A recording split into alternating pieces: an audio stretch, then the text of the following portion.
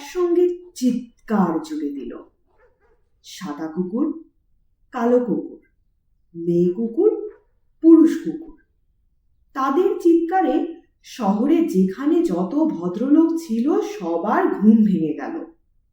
তারা ভীষণ বিরক্ত হলো, রাগ করল এবং কুকুরগুলোকে গুলি করে মারার জন্যে বন্দুক হাতে রাস্তায় বেরিয়ে এলো।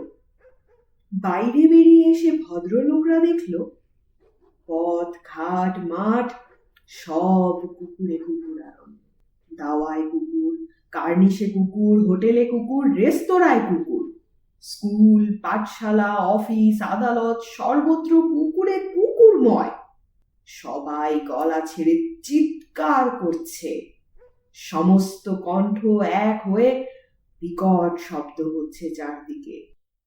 সহসা ভদ্রলোকরা গুলি করতে লাগলো। গুলির শব্দে শহরে যত বেশ্যা ছিল সবাই ছুটে বেরিয়ে এলো রাস্তায়। ছোট বেশ্যা, বড় বেশ্যা, যুবতী বেশ্যা, বুড়ি বেশ্যা, কুৎসিত বেশ্যা, সুন্দরী বেশ্যা। ওরা মৃত কুকুরগুলোর জন্যে করুণ কান্না জুড়ে দিল।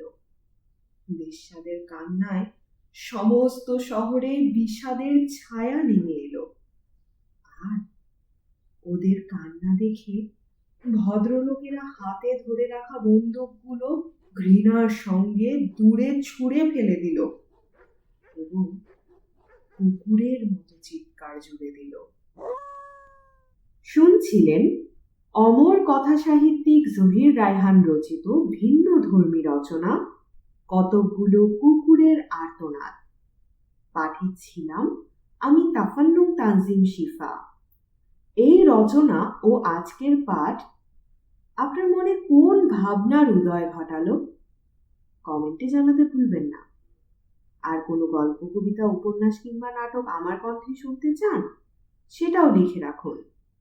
আজকের আয়োজনটি ভালো লাগলে বন্ধুদের সাথে শেয়ার করবেন, কারণ ভিউ, লাইক, সাবস্ক্রাইব আমাদের পরবর্তী গল্প বলার সাহস। তাহলে আজকে এখানেই ইতি।